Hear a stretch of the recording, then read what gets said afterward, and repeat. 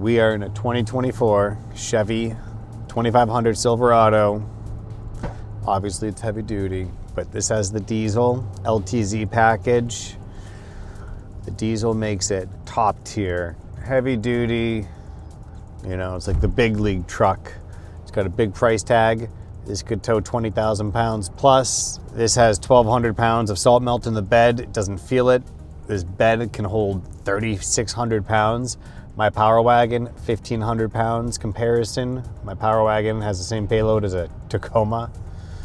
This is a heavy duty truck. This is a big truck. This is brand new and it has all the modern features. The interior is beautiful, being the LTZ package, all leather, sunroof, convenience, tons of tech. It's a diesel. It's totally different. Never owned a diesel, never had a need for it, never towed. You buy a diesel pretty much for towing purposes, you know. If you're gonna buy a diesel to save gas, you're not gonna financially benefit from that. I think you buy a diesel because it's a lot more fun to drive. You got noise. It sounds like a motorboat, like a power boat, you know, it's like a freight liner on a road. This thing's 8,000 pounds almost of a truck. And you're on the highway and you can just floor it and have 3,000 pounds in the bed or nothing. It's a lot more fun to drive than a gas truck. I think that's enough reason you could justify buying a diesel. It's gonna cost more owning it just for maintenance. That's why it led me to never wanting a diesel. Never needed it. But after driving it, I would love to have one. If I could choose, I would take a diesel. So I drive a Power Wagon. Proud to say that too, by the way. But Power Wagon is a heavy duty truck, 2500, with shocks and springs in the rear. And even the rear axle has a shock attached to it for ride, making it a supple and smooth ride.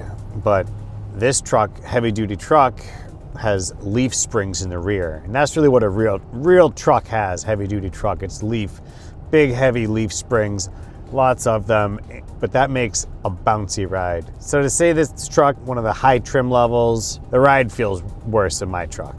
This is much more of a bumpy ride, going around the neighborhood, the same roads I drive around in every single day. So right off the gate, truck is 8 years newer than my truck. This truck has 15,000 miles on it. Mine has almost 90. This truck has, we said, 1,200 pounds of salt melt in it, and it's at 30% capacity of payload. So my truck driving around at 1,200 pounds in the bed of it, I'm at like 80, 90%. It feels like maxing it out, even though you could probably push it, but it just doesn't, you know, I can see the suspension sag with this melt. I actually had this exact salt melt in my truck, and I switched it over to this truck because I felt so bad and guilty driving with that payload. And again, my truck's almost at 90,000 miles. That's when they say you should be swapping out all your suspension, your shocks, your struts, you know, your springs. So this truck's nice though. It's a brand new truck. Talking 1,000 pounds of torque in this truck. That's insanity. These new diesels have crazy emissions from the government that's restricting and trying to make them more efficient or more kind of environmentally friendly. The emissions on these new trucks are making these maintenance hells because a lot of carbon buildup from it. And I heard that government diesel vehicles, you know, like Border Patrol and whatnot, they don't have the emissions, all those DEF systems. You go to every Home Depot parking lot, what do you see in the cart container? DEF containers. What I'm saying about the diesels of today's world, when these trucks get like 100,000 miles on it, you have to do a lot of clean outs. People are always talking about all the issues with diesel trucks. So comment below how stock trucks handle long-term 100,000, 120, 150, 200,000 miles as far as maintenance goes and what has to be done, because I see a lot of mechanics showing these engines with these crazy carbon buildups just destroying it. I've seen people put the DEF in the gasoline, taking your engines now destroyed at 20 grand for a new diesel engine. So there's more things to consider, but if you want a huge truck that rips, go buy a diesel. I'll tell you one thing is it's 15 degrees out earlier today. This truck is hot and steamy. The heat works. Chevys have awesome heat. Guy I work with, his 2014 Colorado, he makes the earth a hotter place when he rolls his window down, I swear. It is so warm in a Colorado, the heat that comes out of it. My Ram, I love my truck in many ways, but I'm tempted to get rid of it because every winter I'm freezing my ass off. I can't even thaw the ice off my windshield on the storm days. The Power Wagon will pull you through any storm. Got the 35-inch all-terrain tires on it. It's balanced. It's awesome. It rips. It goes through the snowstorms. We got 18 inches of snow. Nothing was stopping it. I bet you it goes through the snow better than this diesel because the tires that's on my truck. And these are stock shit tires on this truck that look like a little bald, anemic, old Michelin person in a wheelchair. And that's my take on it. Go. We're doing it.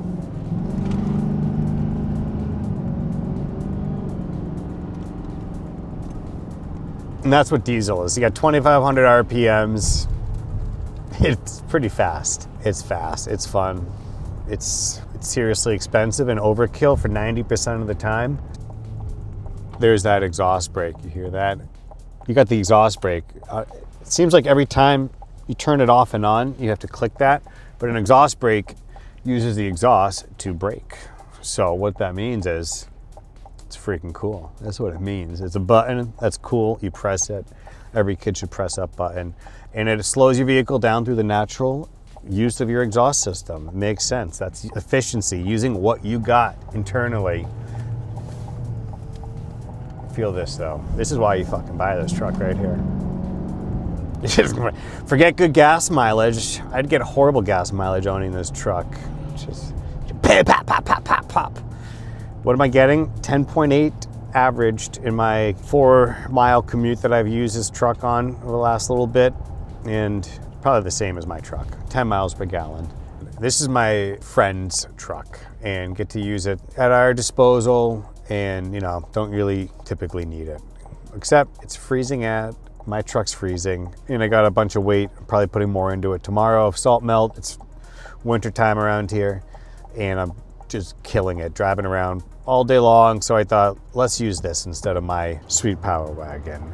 And with my heat recently, I'm thinking, should I sell this Power Wagon? It's at 85,000 miles. It's probably only worth 28,000 bucks at best if it's a trade-in price. And I'm thinking, like, what's the next truck you get? If I traded Power Wagon, where do you go from there? I'm at a different point in life, at 8 years different, from when I bought the Power Wagon. I definitely had a little higher testosterone 8 years ago. I still think it's probably within 5% same range. That's a fact. And I actually do know what my next trucks could be. If it was to be a 1500 right now, I think the only 1500 Ford F-150 with the 5.0 V8. That's the only engine I would buy. I'm pretty sure of that Ford lineup. I had a 2014 F-150 base model with the 5.0, and I actually loved it. That engine was great, and it's only gotten better.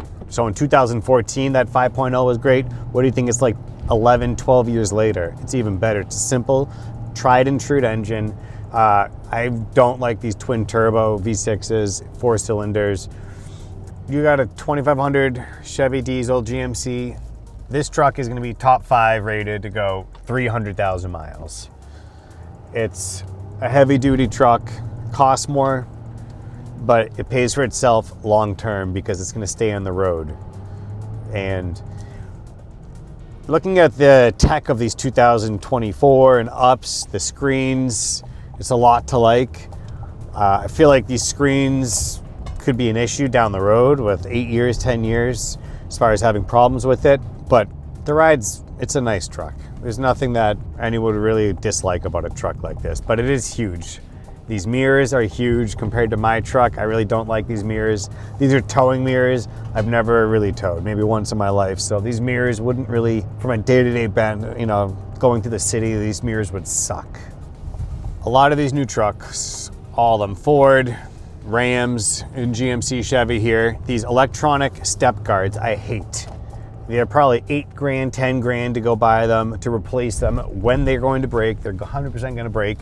I dislike them for lots of reasons, and I would make sure if I ever bought a Chevy, GMC, or any of these new trucks, I would not get an electronic step because it's annoying and it's going to be an issue. The fact is, you're always opening up these doors of your vehicles. Of a truck too, you're always popping these doors in and out. So open the door, step goes down. Close it, step goes up. You're doing that continuously. Maybe you're in the house, you've wanted to get something out of your truck. Open the door, step goes down. They do it again. It's just a cycle. I'm looking at something that is getting used all the time, that doesn't need to get used all the time, that doesn't make sense. That is irrational. I just don't like it. A real truck shouldn't even have those step guards, but that would probably neglect having 3/4 of your friends and family ever entering the vehicle, especially any little ones. So, but these electronic steps, it's a luxury feature that people think are great.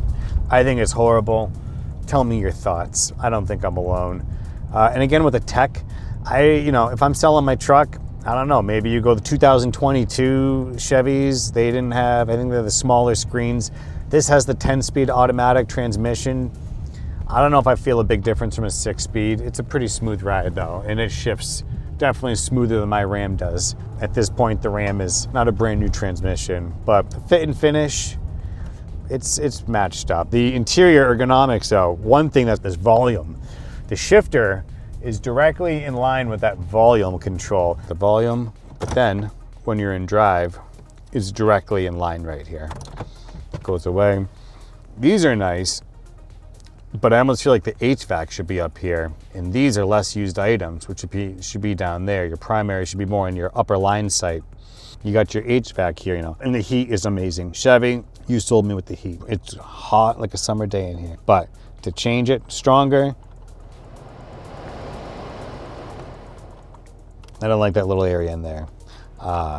It's a lot of truck, it's a lot of money. The diesel, for me, wouldn't justify the extra $10,000 because I don't do the towing, but I'd absolutely consider getting a Chevy 2500.